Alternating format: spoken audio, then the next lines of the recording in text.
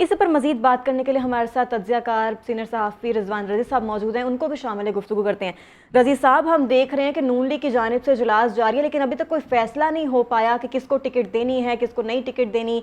ये जो कन्फ्यूजन है, इसके पीछे की क्या वजह समझ रहे हैं आप? इसकी दो वजूहात हैं।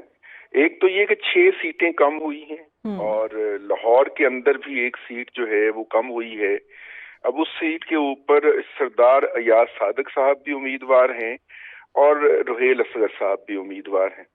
और रुहेल असगर साहब ने 80 से जब से वो इलेक्शन लड़ रहे हैं तब से लेके अब तक कोई इंतखाब हारा नहीं है। उनका आधे से ज्यादा हल्का ये 121 के अंदर आ चुका है और इसलिए वो चाहते हैं कि वहां से उनको टिकट मिले। और मेरी उनसे जाती तौर पे भी बात हुई थी कुछ दिन पहले, तो उन्होंने कहा था कि उम्र के इस हिस्से में आके अब मैं सियासत तर्क तो नहीं करूंगा, अगर मुझे पार्टी टिकट नहीं देगी तो मैंने तो इलेक्शन लड़ना है। यही बात उन्होंने अंदर इजलास में भी कही है और सरदार अयाज सादक थोड़ा सा पीछे हटे हैं। इसके बाद उन्होंने कहा जी चलें ठीक है, फिर जो पार्टी फैसला करेगी मुझे वो कबूल है। इसके दो पहलू हो सकते हैं, एक तो ये कि सरदार अयाज सादक साहब को यकीन है कि वो जीत सकते हैं, और दूसरा ये है कि उन्होंने सिंसियरली कहा हो कि चलिए पार्टी के अंदर कॉन्फ्लिक्ट ना हो।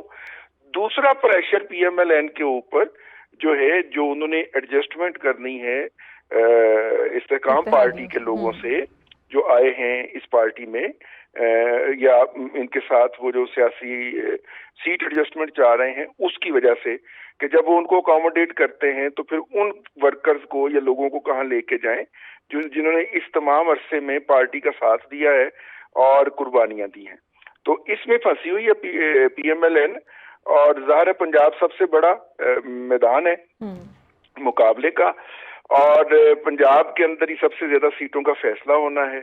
और ये एक्सरसाइज जो है ये पीएमएलएन ने ही की है। बाकी पार्टियों के लिए, बाकी पार्टियों के पास शायद इतने उम्मीदवार ना हो या कंटेंडर्स ना हो कि उन्हें इतनी लंबी मुशावरत करना पड़ी हो। लेकिन रज़ी साहब, हम देख रहे हैं जो सीट एडजस्टमेंट वाला मामला ना, ये भी किसी करवट बैठ नहीं रहा है ऊंट, क्योंकि अभी जब शहबाज शरीफ कराची गए हैं तो वहां पर मुस्तफ़ा कमाल के साथ कोई एडजस्टमेंट नहीं हो पाई है, वो वाली सीट पे किसी किस्म की कोई एडजस्टमेंट नहीं हो पाई है। तो आपको क्या लग रहा है कि आगे जाके कोई ब्रेक थ्रू मुतवक्के है और ये मामला इतनी आसानी से जैसे ये लोग चाह रहे हैं इस तरह हल हो जाएगा?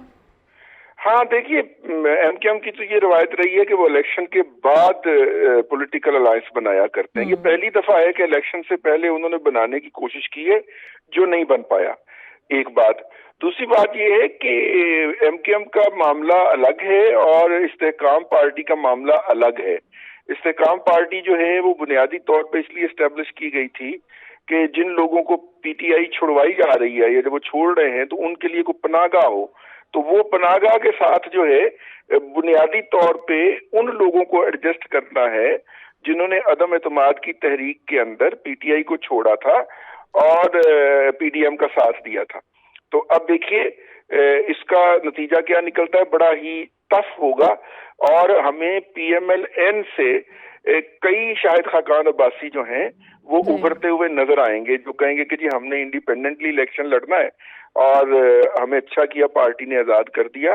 तो पीएमएलएन इस सूरत हाल से, बल्कि इस बदतरीन सूरत हाल से बचने के लिए कोशिशें कर रही है, हाथ पांव मार रही है। बिल्कुल ऐसे है रज़ी साहब। अगर हम तकाबुली जायजा लें, हमने माजी में देखा 2018 की बात करें तो 2018 में नून लीग के खिलाफ नून लीग के खिलाफ जो मामलात थे, जो इंतजामिया थी, वो क्रैक डाउन कर रही थी। नून लीग सख्तियां भुगत रही थी, लेकिन पीटीआई को लाने के लिए मैनेजमेंट की जा रही थी। उसके बावजूद हमने देखा था कि वो जो वोटर सपोर्टर की सिंपैथी थी ना, वो नून लीग के साथ थी, क्योंकि पंजाब में नून लीग आगे थी इस सबके इस मैनेजमेंट के बावजूद, क्योंकि वोटर सपोर्टर की सिंपैथीज वहां पे थी। अब आपको क्या लग रहा है कि अगर यही सारा कुछ पीटीआई के अगेंस्ट हो रहा है तो वोटर सपोर्टर कैसे रिएक्ट करेगा? और फिर अगर बल्ले का निशान उनसे ले लिया जाता है फिर क्या होगा? मामला किस तरफ को जाता है देख रहे हैं आप?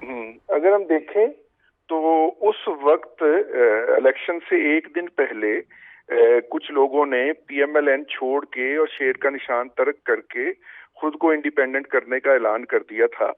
और लेकिन उसके बावजूद भी कि साउथ पंजाब के अंदर एक बहुत बड़ा ग्रुप जो था वो टिकटें लेने के बाद पार्टी छोड़ गया था। पीटीआई के अंदर अभी तक की वो सूरत हाल नहीं है, इसलिए उसका कंपैरिजन नहीं हो सकता उस वक्त से। تو پھر بھی میں کہتا ہوں کہ ابھی تھوڑا سا انتظار کر لیا جائے، کیونکہ 90 ٹھیک ہے رضی صاحب، آپ نے ہمیں اپنا پوائنٹ دیا، بہت شکریہ آپ کا۔ الیکشن کا یہ معاملہ ہے، لیکن نون لیگ کی جانب سے ابھی تک کوئی حتمی فیصلہ نہیں ہو پا رہا کہ ٹکٹ کس کو دینی ہے کس کو نہیں دینی، لیکن آج جاتی عمرہ میں یہ فائنل راؤنڈ ہے اور اس میں امید کی جا رہی ہے کہ اس اجلاس میں ایک حتمی فیصلہ ہو جائے گا، اور پھر یہ کہا جا رہا ہے کہ اس کے بعد ایک حتمی اعلان بھی کیا جائے گا۔ تو اب دیکھتے ہیں کہ وہ حتمی اعلان کب ہوتا ہے۔